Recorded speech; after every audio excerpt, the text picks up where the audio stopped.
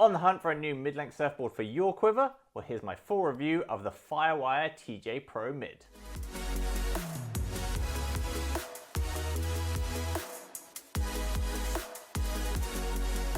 Hi guys, Chris from Stoked here, welcome back to the channel. Now today we're going to be talking about mid-length surfboards, which if you follow my channel you know I absolutely love. I've reviewed heaps of them and they're my go-to boards for most day-to-day conditions. Today I'm going to be reviewing the TJ Pro Mid, which is the combined genius of 4-time world longboard champion Taylor Jensen and the shaping genius that is Dan Mann, who's created some of my favourite shapes. Now, when the board came out, I hit up Taylor on Instagram. We linked up and we did a bit of an interview on the board where he broke down the board and compared it with a few other mid-lengths. So if you want to check those videos out, make sure you check the links in the description below. And then Taylor was kind enough to lend me one of his personal boards to review. So I've been surfing that over the last couple of weeks. So if you're keen to add a new mid-length to your quiver and you're wondering whether the TJ Pro Mid is the one for you, this review is for you. So first things first, what level of surfer is the TJ Pro Mid aimed at? Now, like a lot of mid-length surfboards, the TJ Pro Mid covers a huge range of surfers, whether you're beginner right through to pro level. That mid-length surfboard design has a lot of paddle power, has a lot of stability, it's very forgiving. So whether you're kind of that beginner intermediate level surfer or you're that pro level surfer, you're going to really enjoy this board. Now obviously the lower end of the surfers should probably go for the slightly bigger sizes. Your pros are going to go probably slightly smaller and get a little bit more performance. Now what I will say is, as suitable as it is for that kind of beginner level, there are a few other boards out there that will probably be even more suitable, a little bit more forgiving for that kind of lower end surfer. But this is a mid-length surfboard that you could grab as a high-end surfer, hand off to your kids, hand off to your friends who are maybe not as good a surfer as you, or even teach people to surf on it as well.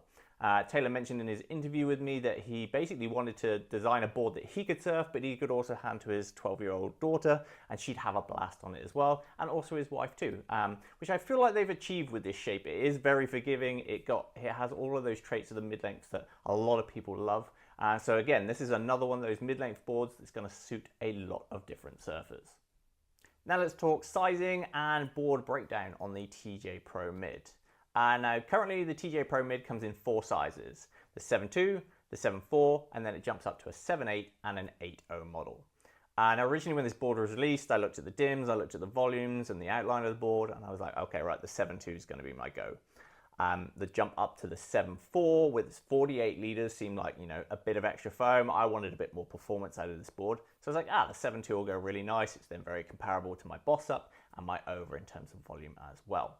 Then when I went to see TJ and I put a couple of the boards under my arm, I realized these boards feel a lot thinner than they actually are in terms of volume.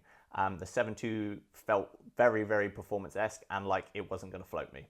So I'm 185 centimeters and 82 kilos, and the 7.2 just felt like it wasn't enough board. So I've been testing out the 7.4, and to be honest, it feels like a really, really good fit. So don't be afraid by the volume in this board. Don't be afraid to size up a little bit more than you potentially would. That being said, you want more performance, dropping down in size is going to be good. You're surfing in smaller conditions, sizing up is also going to be good. So you've got to find the option that's going to fit with your height, your weight, and also your skill level and the waves you're surfing as well. Now for me, the 7.4 has been really good. It's turned so much better than I thought it was. It feels like a much smaller board in a really good way. So the flow of it's really nice. But I feel like if I wanted to move around the board that little bit more, maybe get a few more cheeky hang 5s on the board, I would need to size up to the 7.8 or the 8.0, which is also what Taylor says as well, but he's obviously, you know, he's a unit of a human being. So he definitely needs a lot more foam underneath him and a lot more length to be able to jump onto the front of the board. Now in terms of board breakdown, you've got the wide point just front of center, and like most mid-lengths, medium entry rocker, medium exit rocker, which allows you a lot of paddle power, a lot of stability, but also allows you to glide into those slightly bigger, punchier conditions as well without clipping the nose. But it also doesn't have too much rocker that is then pushing water and only surfable in those bigger, hollower conditions. Now the rails on this board is definitely something that might put a lot of people off when they first pick it up at the rack. It's very pinched in, it's very performance-esque, it's definitely not as rounded and friendly as some other boards like the Skindog Ova, but don't let that put you off. Just size the board up. They are really paddle friendly, really kind of stable, very user friendly for a lot of different surfers. So yeah, in terms of sizing and board breakdown, That's the kind of TJ Pro Mid in a nutshell. And obviously you've got that pulled in pintail as well, which gives you that performance and that maneuverability through your turns, even though you've got a really nice long rail line to play with. But yeah, TJ Pro Mid breakdown, there we go. Now, what wave conditions does the TJ Pro Mid excel in? Well, for me, it pretty much went in everything. I've surfed it from kind of like thigh high, right through to head and half, and it's gone in everything. Punchy beach breaks, really nice points. The board can handle pretty much everything you can throw at it. You've only got to look at some of the footage of Taylor surfing this board. He's getting barrels on it. He's laying down big hacks on big point breaks. So you can push this board as far as you want. Now, in terms of the lower level of wave height, it also goes really good. There's a lot of paddle power in this board. It glides into waves really nice and easily, and it even handles those kind of sloppy, fatter sections. Especially with that quad fin setup, you're going to go through those fatter dead sections with no problem at all. So in terms of wave range, it's also like one of those one board quivers. As Taylor mentioned in my interview with him as well, this is the board that he'd pick if he could only have one board in his quiver as well. Obviously, if you are surfing on the smaller, mushier side of things, again, sizing up the board is just going to give you that little bit more performance in those lower level conditions. Whereas if you're surfing in bigger, chunkier stuff, maybe dropping down in size is just going to give you that little bit of performance and that little bit more control, especially when things get a little bit hollower. Now let's talk fin setups. Now the TJ Pro Mid comes as a 5-fin configuration. So you've got a lot of different options to play with, and you can really tailor it in for whatever surfer you are, what fin configurations you love, and also the conditions you're surfing on a day-to-day basis too. Now the go-to on the Pro Mid by pretty much everyone at the moment is the quad fin setup. I tested them out with the Firewire V-Lock set. They went absolutely great. I felt like I had a lot of speed, I had a lot of control, I had a lot of stability on the board, but I also didn't struggle with turning the board as a quad. So a lot of quads can kind of lock up a little bit on a turn. This one just felt beautiful. The flow of the board as a quad was really, really good, and I was very surprised at that. Now, obviously, you can also surf it as a twin with the trailer if you really want. I haven't tested that yet. A single fin or a single fin with side bites as well. Now, I've only had the board for a couple of weeks. So I really wanted to get this review to you as soon as possible. So I haven't had a lot of time to play around with fin configurations. I will do a fin update though. I'm going to test out this board with a few different fin options. A couple that I've got in the pipeline that I really want to test out. The Machado quad set, because I really like that in the seaside, and I feel like this could be really interesting on the mid-length because it kind of loosen things up while still keeping that drive of a quad. I'm going to test it as a single fin, and I'm also going to test it as a single fin with side bites to give it that more kind of longboardy feel. And that'll allow me to compare it to something like the Skindog Ova a lot more closely because that's my go-to configuration in that board. But yeah, in terms of fins, the Firewire V-Lock's quad set are the go-to on this board, but you do have a lot of different options to play with, and you can tailor it to you. Now, when it comes to construction, the Firewire TJ Pro Mid has been released in the Volcanic Ibolic construction, which personally I think is the best option for this. I think if you went helium with this, it would be too light and it just wouldn't feel great underfoot. But the Volcanic Ibolic is really good for those longer boards. It has a really nice flex pattern, but also that volcanic skin does add a lot of durability, especially compared with the original Ibolic. The original Ibolic feels a little bit more like PU under your feet, but it doesn't have the same durability that the Volcanic does. So if you want a board that's going to last the distance, Volcanic Ibolic is a great option. And then of course is the all-important question, what is the TJ Pro Mid like to actually surf? Now for me, it was one of those boards that I was already very, very close to kind of adding to my quiver even before I borrowed one off a TJ. But after my first session on the TJ Pro Mid, I was like, okay, so when I give this back to TJ, I'm going to have to go straight out, buy one, and add it to my quiver. That's how much I like this board from the off. The biggest thing for me is the flow of this board. It feels really, really longboard-esque, which is what I really like as someone who surfs a lot of longboards. It felt really, really good, and there was a lot of flow, a lot of easy maneuverability from rail to rail. You could move around the board really nicely. It was very forgiving in this respect. But it also handled a lot of conditions as well. I've surfed it in thigh high to kind of just overhead. I've surfed it on point breaks. I've surfed it on beaches, and it's pretty much handled everything I've thrown at it. You can see from the footage of TJ surfing the board that, you know, you can really push this board as far as your own personal skill level will take you. You know, he's chucked it into barrels, you know, really solid point breaks, laying down some really big rail carves. Obviously, he's a 4-time world longboard champion, so he's definitely above me in terms of my skill level, and probably most of you as well. I wish you'd all be on the tour, eh? But yeah, in terms of performance, it's there. In terms of the everyday kind of average surf as well, this board has really nice flow and glide through sections. That quad fin setup gives it a lot of push on the bottom turns. You can really drive into those bottom turns, but it'll also coast through those fat dead sections as well, and you can link things through really nicely. So if you're surfing in subpar conditions, board's going to go great. Surfing in great clean conditions, board's going to excel even more. But for me, I really liked the fact it was very reminiscent of my performance longboards and that kind of feeling underfoot, which you kind of expect from this board, given the fact that its original DNA is from the TJ Pro longboard, which Taylor's been riding since he was about 15 years old. And he's been working really closely with Dan Mann as a shaper since then as well. So this board's kind of, you know, been in the pipeline for a while and has now been tweaked enough to be released to everyone else as well.